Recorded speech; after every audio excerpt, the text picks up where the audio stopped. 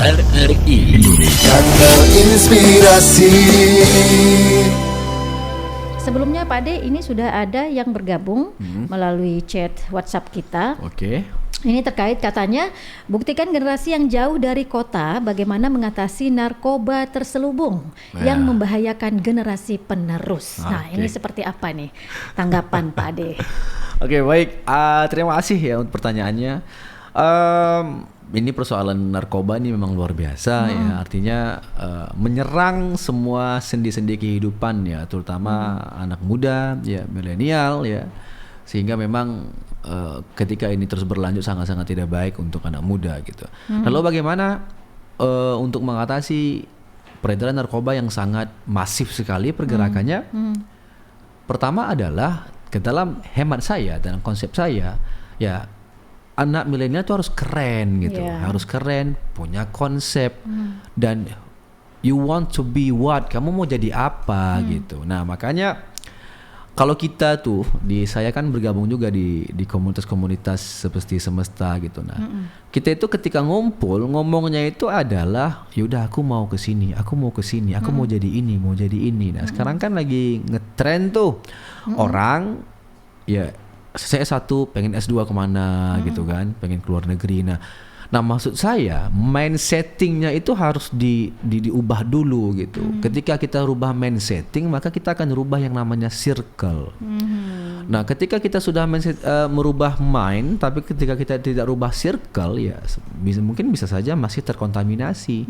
Nah lalu itu menjadi persoalan. Nah apalagi narkoba. Nah kita ini di perbatasan ya, wilayah 3 termasuk wilayah 3T yang terdepan dan terluar, yang rentan terhadap jalur perdagangan narkoba.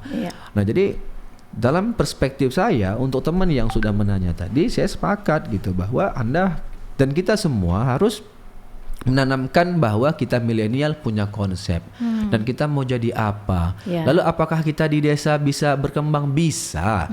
Nah makanya saya katakan memang kita butuh effort sedikit lebih lah dibandingkan kawan-kawan yang ada di pusat perkotaan. Nah tapi hari ini kan itu tidak menjadi persoalan. Internet sudah di mana-mana loh Kak, ya kan? Tinggal akses saja informasi positif. Kita mau belajar apa, mau paham tentang ini, paham tentang itu, buka internet, insya Allah semuanya selesai. Gitu. Jadi bagaimana mengatasinya? Itu tadi, cari komunitas, apa yang kamu suka, cari komunitas, bergabung, silakan berkreasi, berkolaborasi. Saya rasa itu akan menjauhkan kita dari hal-hal yang negatif. Seperti itu Bu. Yang penting jauhkan pergaulan yang negatif. Iya, gitu ya. betul. Sehingga tindakan-tindakan atau perbuatan yang negatif itu bisa dihindari, termasuk penggunaan dan penyalahgunaan narkoba tadi. Benar, ya betul. Baik, terima kasih. Ini tidak ada namanya, tidak disebutkan namanya ya, dari Bengkalis mungkin insyaallah. Mudah-mudahan sudah terjawabkan tadi. Ini lagi ada pertanyaan dari Ibu Mary di Bengkalis. Bagaimana mempersiapkan pemilih cerdas generasi milenial agar melahirkan pemimpin berkualitas dari dari Pak Mawan ternyata di Penampi. Silakan Pak Ade. Oke, terima kasih Pak Mawan dari Penampi ya, luar biasa pertanyaannya ya. Ini menjadi PR bersama nih, menjadi PR bersama bagaimana menjadi smart voter ya, artinya pemilih cerdas atau pemilih pintar untuk melahirkan pemimpin-pemimpin yang hebat juga gitu. Saya itu pernah membaca ya, jadi ini mungkin dari pepatah Arab gitu ya. Ini apakah sebuah hadis apa pepatah Arab, tapi yang jelas pemimpin itu akan lahir seperti bagaimana masyarakatnya gitu. Masyarakat yang memilihnya. Jadi ketika masyarakatnya itu jelek, dalam konsep artian ketika masyarakatnya itu tidak tidak bagus, maka akan melahirkan pemimpin yang tidak bagus. Makanya saya sepakat bahwa kita harus sehatkan dulu masyarakat kita, sehatkan dulu bagaimana kita berdemokrasi. Nah, jadi bagaimana kita menyehatkan? Nah, maka caranya menyehatkan yaitu tentu lakukan edukasi, lakukan edukasi. Silakan, makanya sekarang itu sudah ada jenjang itu Bapak. Artinya dari pihak pemerintah desa, nanti naik lagi pemerintah kecamatan, naik lagi dari pemerintah kabupaten, dan sampailah ke pemerintah pusat. Nah, artinya semuanya itu kan punya peran untuk melakukan edukasi ya, terhadap mencerdaskan.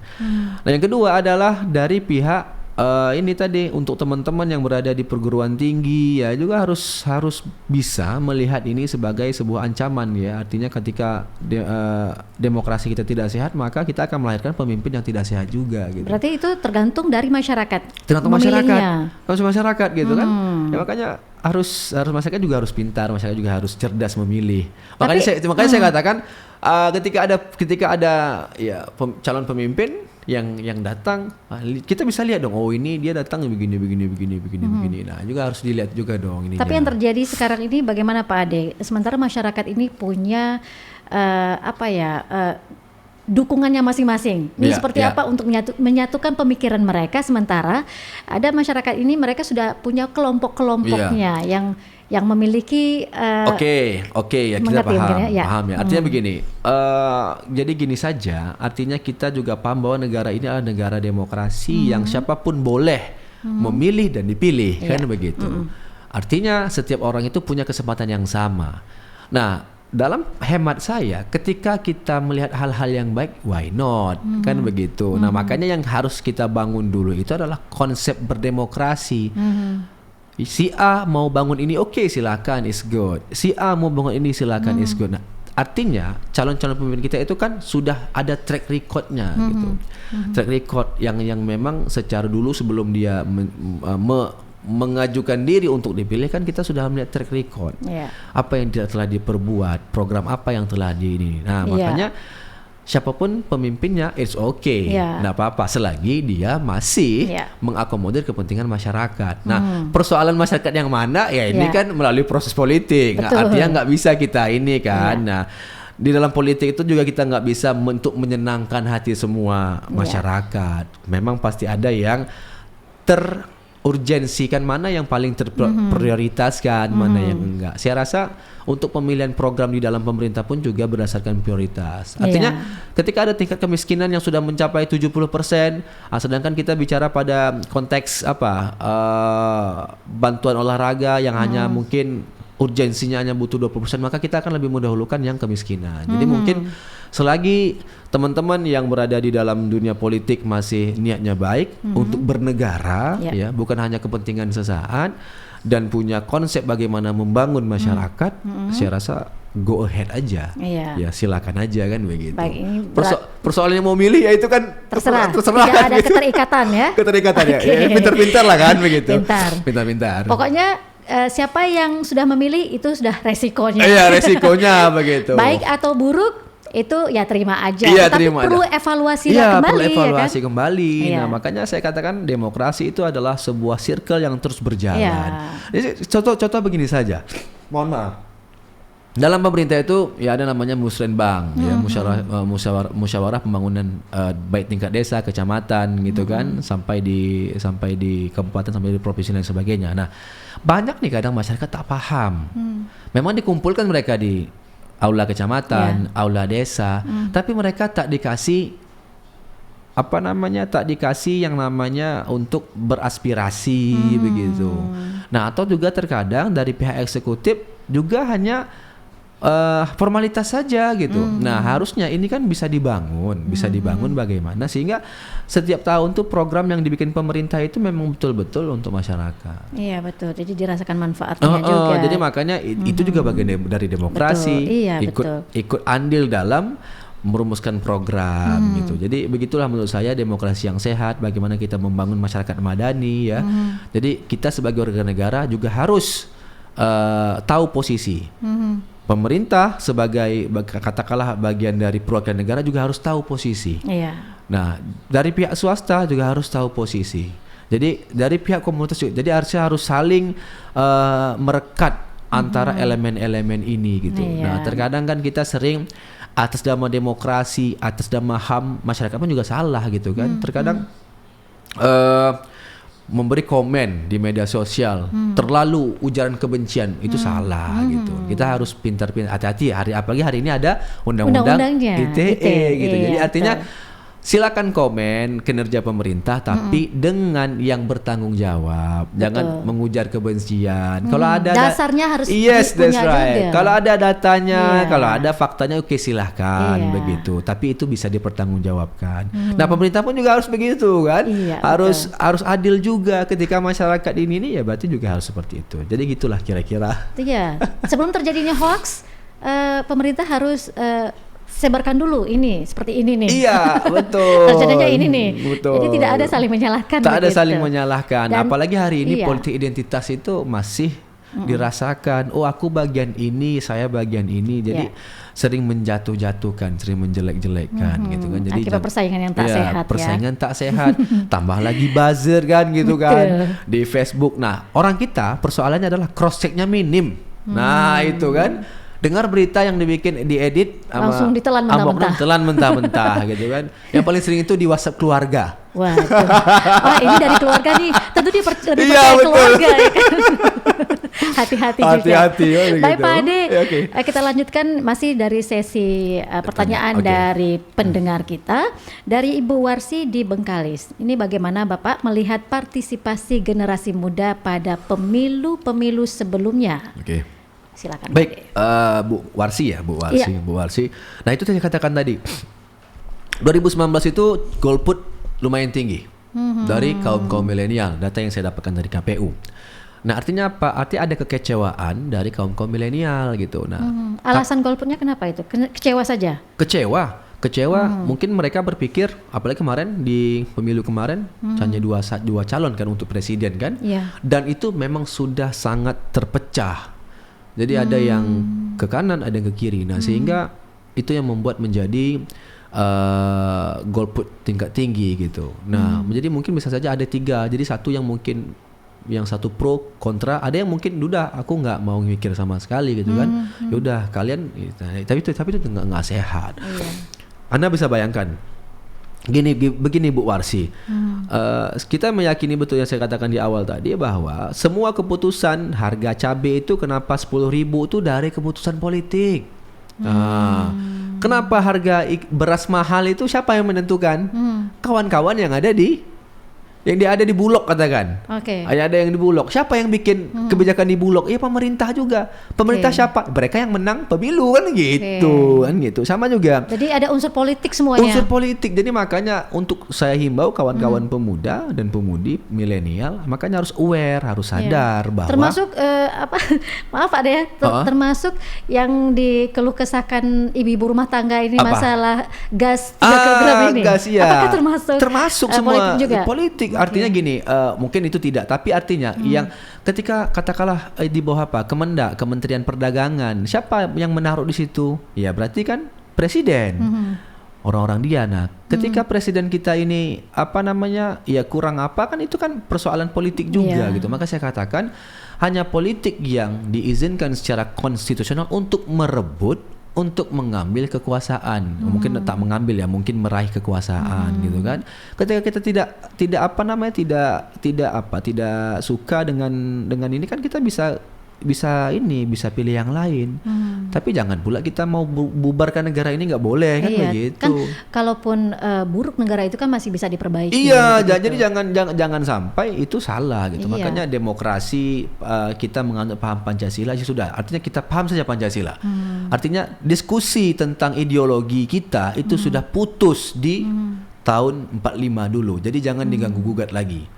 Jadi sekarang bagaimana kita mengisi kemerdekaan, bagaimana kita mengisi nilai-nilai Pancasila ini, yang milenial silakan dengan demokrasinya, ibu-ibu mungkin dengan ibu-ibu PKK-nya kan begitu. Iya, betul sekali. Ya seperti itulah kira-kira. Baik, terima kasih Bu Warsi di Bengkalis sudah terjawabkan. Jadi partisipasi generasi muda kalau dibandingkan tahun lalu itu sangat rendah begitu ya. Iya, partisipasinya golputnya tinggi untuk Golputnya kawan-kawan tinggi. milenial. Karena sudah mungkin patah hati begitu. Patah Kecewa. hati, kecewa, sehingga itu yang apalagi Iya. kemarin itu dibagi menjadi 2 kubu yang besar, Iya. sehingga sehingga iklim saling mencemoohnya, potensinya itu besar juga gitu.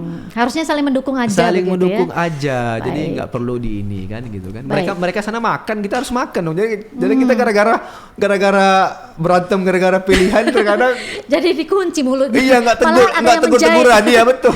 Malah menjahit mulut gitu ya. Betul. Mogok makan. Iya. Padahal itu sangat menyakitkan Menyakitkan. diri sendiri. Rugi sekali ya. Jadi itulah pentingnya kalau generasi milenial ini dibekali dengan pola pikir yang baik. Iya, Jadi iya. menjadi generasi milenial demokratis Iya, dan oke. itu harus ditanamkan sejak dini seharusnya Iya, ya, sepakat, Pak Ade ya. iya, betul. Sejak dini mereka mulai menyerap, mereka mulai mengerti dan bisa berkelanjutan Iya, hingga iya, betul, ke betul. usianya begitu. Nah, ada lagi pertanyaan Pak Ade dari siapa ya? Oke, tidak ada nama. Bagaimana peran aktif generasi muda dalam mengawal demokrasi? Bagaimana peran aktif generasi muda dalam mengawal demokrasi? Seperti Oke. itu. Dan bagaimana menyiapkan pemilih cerdas generasi milenial agar melahirkan pemimpin berkualitas? Oke. Baik. Demikian, silakan Pak De. Terima kasih ya. Pertama tadi apa? Bagaimana? Bagaimana peran aktif generasi muda dalam mengawal demokrasi? Oke. Oke. Bagaimana peran generasi muda mengawal demokrasi? Yang penting kawal. Kawal. Dulu itu kita ingat ya, ketika sebelum reformasi 98 the power of mahasiswa itu luar biasa. Ya, artinya mahasiswa itu bergabung ketika itu ada inflasi yang terjadi di Indonesia ya, yang dulu tuh zamannya Presiden Soeharto itu ini mungkin sebagai contoh gitu. Nah, itu teman-teman dari mahasiswa ya, teman-teman dari mahasiswa, teman-teman dari komunitas-komunitas itu luar biasa. Nah, artinya apa? Artinya hari ini mungkin kondisinya berbeda, tapi yang jelas bagaimana kita menyiapkan demokrasi, ya kawal saja, lakukan hal-hal yang sifatnya positif, bergabung dengan komunitas lain sebagainya, sehingga demokrasi itu saling terkontrol gitu. Nah, hari ini ketika kita mau kritik pemerintah, tulis saja, tulis di Facebook, tulis di Facebook, tapi ingat harus bertanggung jawab. Betul. Bertanggung jawab. Artinya itu sebagai kontrol. Ya, bikin tulisan, oke, mungkin dalam perspektif saya bla bla bla, oke, begitu. Nah, Mungkin tapi harus dilengkapi juga data-datanya. data-datanya begitu. Artinya siapapun hari ini tidak dibungkam oleh negara untuk bicara. Betul. Nah, asalkan ada data dan tidak fitnah atau apapun gitu kan. Jadi Takutnya nanti kalau salah bicara dipindahkan. Iya, iya. Nah, tapi makanya kan harus apa namanya, Iya, harus punya ini kan, harus punya konsep, harus punya yang dipertanggungjawabkan. Jadi bagaimana anak muda mengawasi untuk biar berdemokrasi itu tadi. Yeah. Isi terus dengan hal yang baik, ya. Betul. Berkumpul dengan kawan-kawan yang baik gitu. Kalau memang ada teman-teman yang memang mempunyai pilihan untuk terjun politik, dukung. Betul. Dukung mereka, beri mereka kesempatan. Ya, karena nggak semua orang bisa seperti itu. Jadi makanya saya juga sering, mungkin ada beberapa teman-teman ya silakan gitu kan. Nah, ini kan hanya pilihan. Betul. Nah, dan Anda harus terima resikonya begitu kan, karena kos politik itu hari ini sangat mahal, besar ya. Jadi emang harus ekstra ini. Betul sekali, harus pintar-pintar. Harus pintar-pintar ya. Jadi memang informasi itu cepat itu dari media sosial. Iya, sangat cepat. betul. Hari ini baru terjadi, mungkin dalam waktu detik aja. Ingat dulu Bu Rini mungkin zamannya kasus Ferdi Sambo tuh, kalau kita lihat itu kan di TikTok itu kan, Ya, betul. itu artinya masyarakat mengawal, mengawal. Jadi memang medsos itu sekarang luar biasa perannya. Nah, Iya. dan banyak diisu kawan-kawan milenial. Nah, ini pandangan Pak Ade seperti apa nih? Kalau dimanfaatkan dari media sosial yang ada, ini sekarang nih penyalahgunaan media sosial sangat rentan sekali. Iya, betul. Apalagi generasi milenial kita ini kan, mereka mungkin bagi pola pikir mereka yang belum begitu kebal, belum punya benteng gitu untuk penahanan emosional seperti itu. Ini seperti apa nih agar generasi milenial kita ini betul-betul ya bisa mengerti gitu. Iya, iya. Nah, Jadi gini, jadi kan kalau platform media sosial itu kan biasanya dia punya algoritma masing-masing begitu. Jadi makanya anak muda pun penggunaan media sosial pun juga harus jelas ya. Jadi kalau untuk rilis stres oke lah, stress release nggak apa-apa gitu kan. Nah, tapi kan ada beberapa medsos itu disalahgunakan ya, artinya bisa melanggar undang-undang ITE ya, ujaran kebencian apa semuanya begitu. Nah, tapi kan tergantung lagi, ada juga yang segmentasi milenialnya gunakan medsos untuk jualan, bagus juga kan kayak gitu kan, produktif gitu, jadi produktif. Nah, sekarang juga ada banyak medsos itu menawarkan jasa, kalau teman-teman yang hobi di politik banyak juga yang jasa untuk periklanan gitu kan. Nah, jadi tergantung lagi nih, tergantung kita mau medsosnya untuk apa. Kalau hanya untuk sekedar menampilkan apa atau hal-hal yang kurang bermanfaat menurut saya ini kan. Tapi balik lagi ke perspektif orangnya masing-masing. Orang bilang ini medsos aku, ya sih betul sih gitu kan. Nah, tapi kan terkadang kita juga harus menjadikan konten-konten yang sifatnya membangun dan progresif. Jadi makanya banyak para TikToker, para YouTuber, apalagi Instagram apa namanya, kalau Instagram itu apa istilah, selebgram gitu kan. Nah, jadi Pak Ade selebgram juga enggak kan? juga. Iya. Pernah dilihat itu. Jadi begitu, tergantung saja, tergantung iya, kita mau pasarnya yang mana. Jadi kalau buka medsos itu semuanya ada lah gitu kan. Nah, tapi tergantung kita apa yang kita lihat, apa yang kita ini. Karena terkadang kan kita itu sering melihat itu yang kita cernakan begitu. Nah. Di kondisi sekarang ini kan generasi milenial ini kan bermacam-macam ragamnya, dari pola pikirnya beragam gitu, kemudian sukunya, agama dan golongan yang lain sebagainya itu. Ini bagaimana untuk menyatukan persepsi mereka yang memiliki pola pikir yang berbeda, tetapi bisa mempersatukan. Ini bagaimana strategi yang dilakukan untuk generasi kita? Gini, saya kan juga bergabung nih dalam komunitas ekonomi kreatif. Tapi akhir-akhir ini ya Kak Rini ya, sekarang itu banyak milenial ya, sekarang itu sudah kembali ke local pride gitu. Jadi sifat-sifatnya brand lokal gitu. Jadi hari ini itu juga saya lihat pemahaman milenial terhadap cinta terhadap tanah air, cinta terhadap barang-barang lokal, mengedepankan orang-orang lokal tuh sekarang sudah mulai terjadi gitu. Dan saya rasa ini spirit yang bagus gitu. Jadi kita harus bangun spirit ini, harus saling mendukung satu sama lain. Ketika ada teman yang naik, ya kita angkat kan gitu. Jadi makanya kita membangun ini bersama-sama.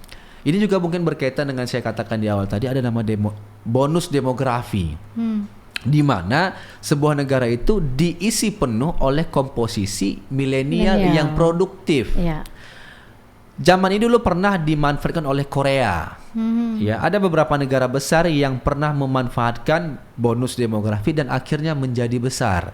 Tapi ada juga beberapa negara ketika bonus demografi malah menjadi tidak baik.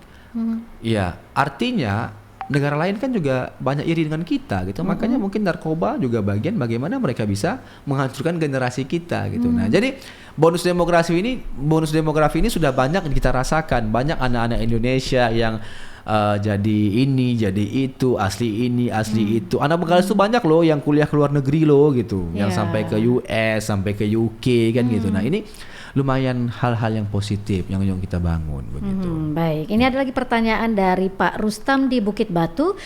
Apa yang harus dilakukan atau yang harus dimiliki kaum milenial agar tidak termakan isu hoax jelang menuju demokrasi 2024? Nih hoax lagi nih. Hoax lagi nih. Silakan Pak. Ya, hoax ya kalau mungkin kita discuss saja. Yang paling penting adalah cross check berbagai sumber gitu kan. Nah, biasanya berita hoax itu pertama dia cenderung menarik. Nah, itu pasti tuh cenderung menarik.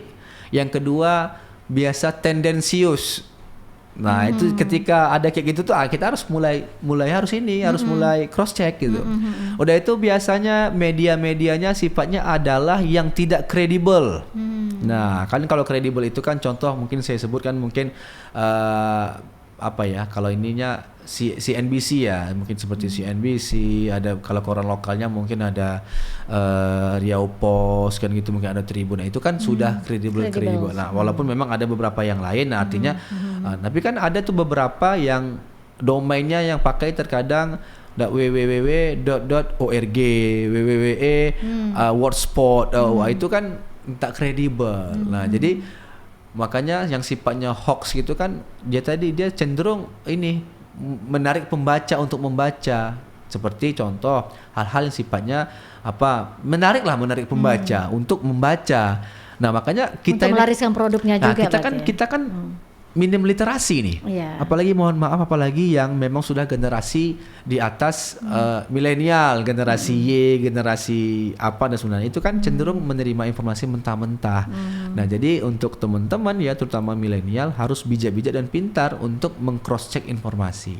Jadi kalau kira-kira udah kelihatan ini sifatnya adalah ekstrim atau itu silakan ini, karena terkadang itu ya memecah belah aja tuh, Bu. Baik Pak Ade, ini benar sekali untuk kita perbincangkan. Betul, dan pendengar, masih ada beberapa pertanyaan yang akan kita bacakan ya Pak Ade ya. Dan jauh kita diskusikan. Betul, kan, kita diskusikan sama-sama ya. Bisa terpecahkan di sini. Ini datanya dari Pak Andri di Banten. Katanya, apa yang harus dilakukan orang tua kepada kaum milenial atau kepada anak pemilih pemula untuk berpartisipasi pada demokrasi 2024? Karena ini sering dijumpai mereka tidak mau untuk memilih karena tidak tahu siapa yang harus dipilih. Ini seperti apa Pak Ade? Silahkan. Ya, bagaimana orang tua bersikap untuk pemilihan 2024 ya, yang jelas apalagi anak-anak sekolah kan begitu kan, belum tahu nih kepada siapa dan kepada siapa. Seperti saya katakan, as I told you before gitu ya, bahwa sekarang itu anak muda itu jangan takut Bapak, karena memang saya yakin itu anak-anak SMA itu sudah menjadi target itu. Karena saya katakan tadi, jumlah milenial itu tuh besar sekali gitu. Jadi jangan kaget nanti ketika ada pendidikan politik yang datang ke sekolah-sekolah. Mungkin dari pihak KPU kan begitu, dari pihak Bawaslu kan begitu. Nah, mungkin bisa saja gitu. Nah, ketika bagaimana orang tua untuk menyikapi anak yang nggak mau milih, ya mau nggak mau Bapak harus ini dong, harus harus mendampingi. Artinya dikasih pemahaman, dikasih ketika kita memilih ini, maka ini yang kita dapat, hal-hal positif yang kita dapat. Jadi saya rasa ini hanya pendekatan persuasif saja kepada anak-anak. Terkadang mereka juga punya pilihan tersendiri kan. Betul. Bisa saja yang mereka idolakan itu si A kan begitu, bapaknya si B gitu kan. Nah, bisa saja kan begitu. Nah, ya, jadi pilih orang dekat aja lah. Iya, gitu. bisa aja kan begitu. Iya. Tapi ini penting sekali perhatian dari orang tua juga, memberikan pemahaman kepada anaknya. Betul. Karena tidak bisa diharapkan dari sekolah saja ataupun dari pihak-pihak berwenang saja untuk memberikan edukasi terkait demokrasi ini ya. Iya, betul. Demikian, terima kasih Pak Andri di Banten ya. Kita masih beri kesempatan lagi untuk Anda karena waktu sudah sangat singkat kayaknya ya. Kalau ada lagi ya syukur-syukur kita bisa masih sempat kita bacakan.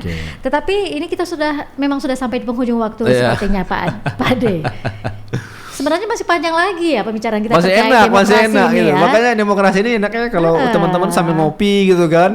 Jadi enak gitu kan. Iya, jadi banyak sekali pembahasan terkait demokrasi ini di berbagai sektor begitu.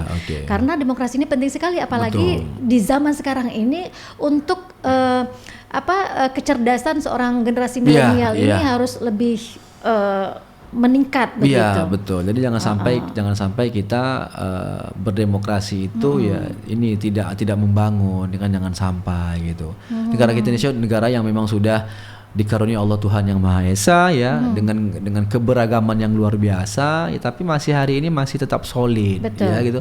Banyak negara-negara yang di luar sana ya, semacam dulu kan India dengan Pakistan itu kan sempat satu negara, tapi kan karena pemahaman agama yang berbeda, suku yang berbeda. Rusia kan juga seperti itu loh, Uni Soviet. Nah, artinya kita negara yang besar. Jadi jangan sampai mau dipecah belah dengan politik identitas.